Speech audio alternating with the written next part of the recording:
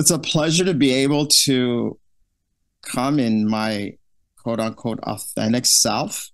And so my goal here today is actually to really just expose myself because I'm believing that through exposure, I was telling John recently, I said, I've been on this journey of exposure therapy, which in a healthy way. So I'm exposing, I think, the parts that I've deemed ugly, the parts that I've been utterly terrified to communicate, not only with my family, but obviously also those people that have had the pleasure to either lead, or whether it's been in ministry context, whether it's been in the business context. I've had a real difficult journey of being able to actually expose all of me. And I think we probably all are on the same page in this one area, is that there's this fear that if we show weakness or vulnerability, that somehow we're going to be judged and condemned. And so much of my life, and it's only been recently that I've come to this realization that I've been fueled and motivated by fear. And fear, interestingly enough, you can accomplish a lot through fear. But ultimately, the fruit of fear, though, is that it creates a tremendous amount of mess. And so that's part of what I would like to kind of share with you guys. The first thing I like to do actually is just, most of you know, Brené Brown. She describes, and because I'm trying to be vulnerable and I'm learning to do that, because I know vulnerability from the context of selling and marketing and all those wonderful things. I think I have the psychology of it all, but what I'm really trying to do right now is to actually share parts of me that I'm really terrified in communicating. And so she describes vulnerability in her book, Daring Greatly: Uncertainty, Risk, and Emotional Exposure. It's that unstable feeling we get when we step out of our comfort zone or do something that forces us to loosen control. And my whole life has been about control, interesting enough. If you met me, you would define me as an individual that is utterly adaptable, that is not really into control. One of my best lines I used to say when I was in ministry was like, if you want to grow, you got to let go. You know, the idea that you can't have control and growth at the same time, while I was holding on for dear life, which is the contradictions of my life. So really what I want to do today is to stop playing it safe. And I want to really decide to lead. And the only way to do that is by exposing my emotional parts of me. So I want to start with a little story. Suppose you created a product with the intention of helping 1 billion people stop smoking.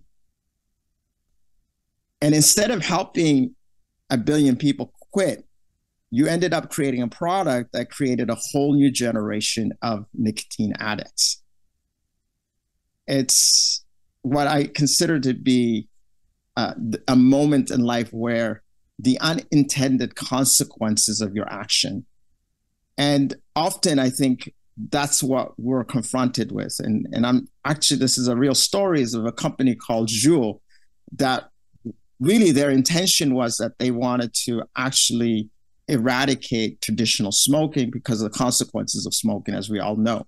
And so they came up with a vape that was going to utterly disrupt that tobacco industry, and it was going to help 1 billion smokers quit smoking. Sadly, what happened is that they intended, well, I don't know if they intended, but the consequence of it was that their marketing attracted a bunch of 11, 12-year-old kids. And as you all know, vaping became really cool. And there's a group of people that were uninterested in smoking.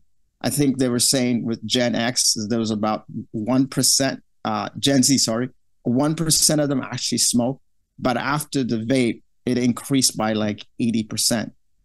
And the interesting part of it was that these guys were delusional. Their intention wasn't to actually have 1 billion people stop smoking. Their intention was profit, because there was a dissonance between their values and their actions. And that's really what I've uncovered in my life, is that for years, I thought I held these values. And so I had this idea of who I was as a person. And everything I did, every action was motivated to keep this persona alive. And interesting enough, my given name is Eyob, which means Job. And over the years, I literally created a name for myself, Joe. You couldn't come up with more of an average Joe. But that was the persona, because what I wanted to do was, and this is my end goal, was that I wanted to fit in. I wanted to be loved.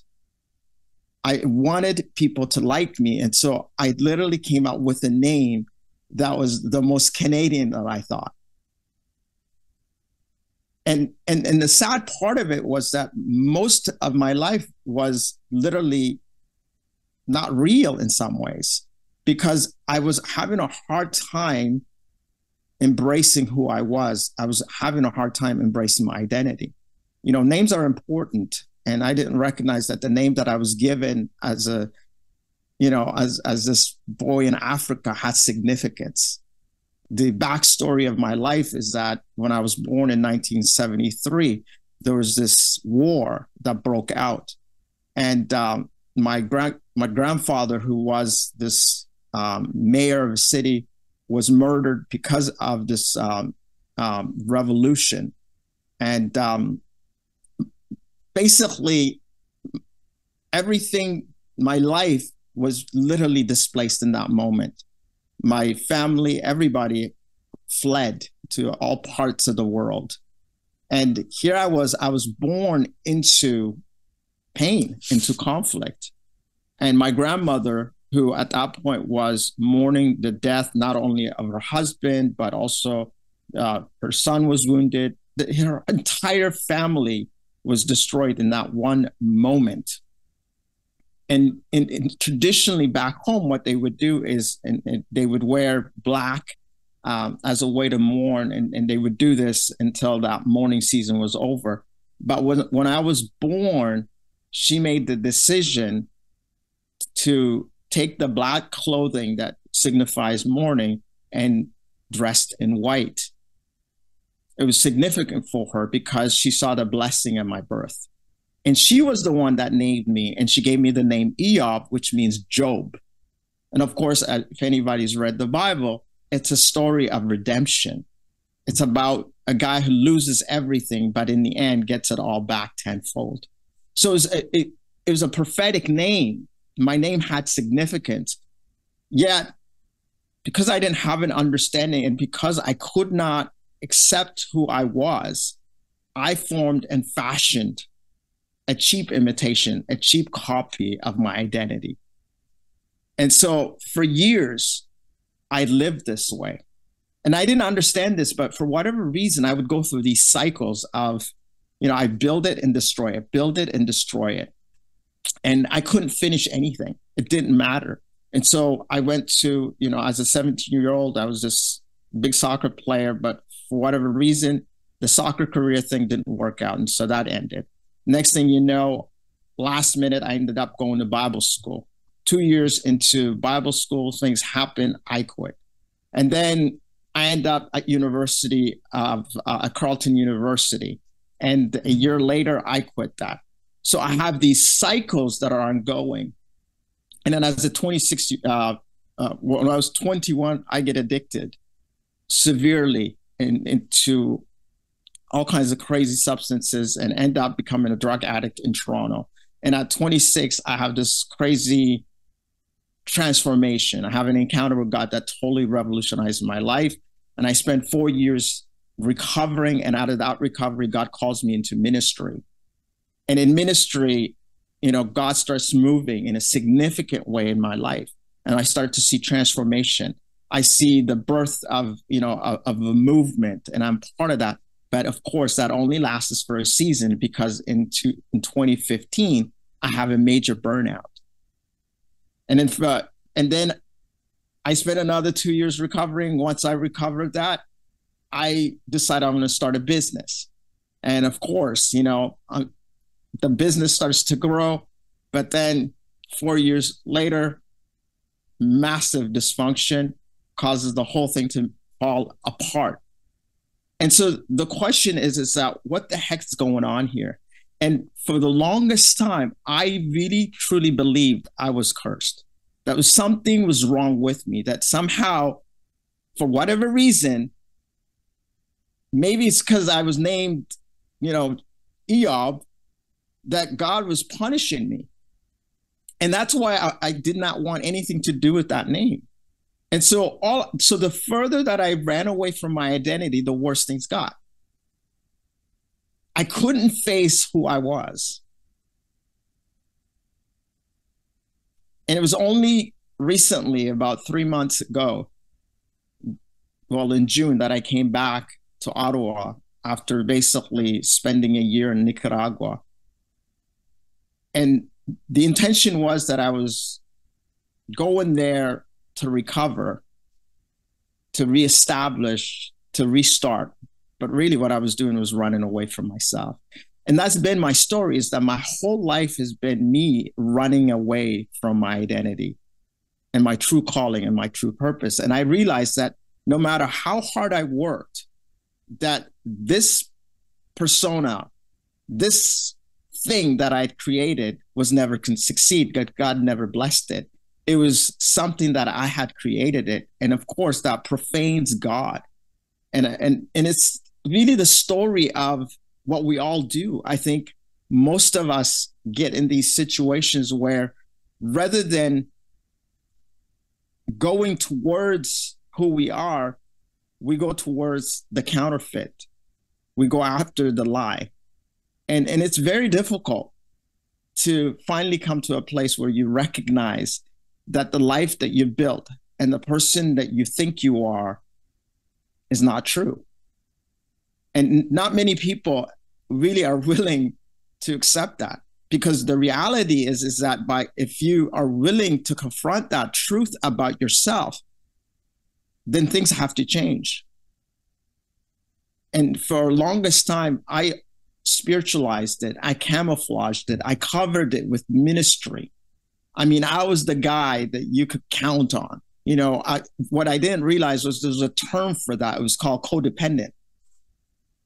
Because all I was doing was I was trying to heal this inner turmoil by controlling things on the outside, whether it was my name, whether it was controlling people. I was obsessively in the business of manipulating so that I could get some kind of, hit. And it was a chemical hit really at the end of the day, because whether it was people, whether it was substances, ultimately, at the end of the day, I was using God, I was using people for my own selfish gain.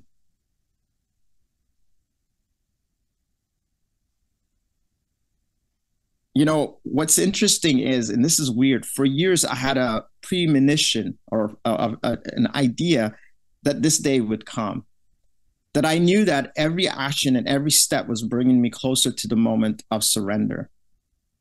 And, 7 years ago when I had this major burnout, I thought I was embarking on a journey to rebuild my life from the ground up. I made a decision that I would build this consulting business in order to provide for my family. This is interesting. What I did not realize is at the time is that the very patterns that resulted in my burnout would manifest themselves in my business. It's really interesting. Despite the evidence of chaos in my business, cash flow issues, overpromising, all the madness that you can think of a chaos creator, I was determined to prove to the world that I was successful. Despite the numerous warnings from God, friends, and family, I refused to listen. To say I was in denial would be an understatement. I was delusional. You see, what I didn't realize, and it's only through the work that I've been doing recently and John helping me, is that I'm actually an adrenaline addict. And that business, just like ministry, was the perfect place for a guy trying to validate his identity through a chemical hit. I was completely unaware of my situation in life and the choices I was making. Imagine going through your entire life completely unaware of who you are, who you could be, and your real motivation for everything you do. I'm actually surprised that I'm still kicking, that I'm still living, because that's cognitive dissonance. Like, that's not possible. Like, there's no way an individual should be able to live. And now I'm starting to understand why so much of the emotional turmoil, the anxiety, all the stuff that I've been going through, it makes sense. Luckily, by God's grace, God has brought me to the end of myself. And through the help of John and the guys that I'm hanging out with every Tuesday at BBA, and just my family, it's incredible what God has been doing. And what they've helped me do is I've come to recognize that I need help. For the longest time, have been yelling at God, "Help me," while totally looking the other way. And I recognize and understand where that comes from, because trauma, I experienced trauma. I was born into war. I was born into loss. I have these abandonment issues. And so my actions on a subconscious level have been moving me towards abandonment, because that's the story of my life, that everybody leaves me. Loss is what is going to always happen. And this is why I think I was such a quote unquote great pastor, because when things went astray, when there was chaos, I was in my woohoo, let's have some fun. And it's really strange to say this, is that when the world was falling apart, that's when I felt the most at peace. What a weird way to live. So what have these people done for me is they put a mirror in front of me that has allowed me to see myself from a new perspective. Here's the thing: when you live in delusion, or counterfeit spirituality, I like to call it, reality is a scary thing. But it's the life that God has given to me, and I'm excited to finally live it. Delusion can, in some ways, be virtual reality. I didn't know this, but we often quote this: truth will set you free. Well, what is truth? Well, we all know truth is Jesus, but do you know what I've come to recognize? Is truth is reality. The only thing that will ever set us free, and this is God. God lives in the now, in the moment. This is why he came. He came to save us in our condition. And so until, we confront the truth of who we are, we will never be saved. We'll never find satisfaction. And part of the problem for me is shame. And shame is insidious. And I'll be honest with you, there have been times when I thought I was broken beyond repair. But now I'm recognizing that that was a lie from the pit of hell. I know that the antidote to my problem is connection, but connecting now from, it's really weird to say this, from a place of my weakness. Paul talks about this in Corinthians 12, where he's praying to God, and it says that he prayed 3 times, to take this thorn from his flesh. And many people say the thorn is different things. Some people say that it was persecution. Some people say that it was a health issue with his eyesight. Some people even make the statement that he may have had some lust issues. I don't know. I'm not a theologian. That's not my job. The point is that Paul had an issue that lived with him day in, day out. Because interesting enough, when you look in the Greek, 3 doesn't mean that he only prayed 3 times. It actually means he kept on praying day after day after day. So this is like, he's bringing this before God over and over again. And this is interesting. God actually never removes the pain or the problem. What he does is he provides his grace. And the answer that God gives him is 6 words. He says to him, "My grace is sufficient for thee." And this has become recently kind of the way that I'm trying to live my life. And Paul then says, "Then I will most gladly boast in my weakness." Because when he boasts, what he's saying is that God has covered me. I'm covered for, like, oh my gosh. Like, so God's way of dealing with us is that he doesn't remove the problem. He provides his grace. And I'm realizing that his grace is the divine enablement. It's the empowerment to be able to actually do this, to be able to finally say, I'm not the person I thought I was, and it's okay. Because God's grace has covered all my sins, not some, all of them. And this has allowed me now to reconnect with my wife in a very special way. I realized, I've been married. We just celebrated our 13th year of marriage. And for the longest time, my wife has been trying to love me, but she didn't know how to love me because I wouldn't let her love me. And now, as I'm becoming more vulnerable, I'm exposing myself emotionally. Something's happening. I'm healing.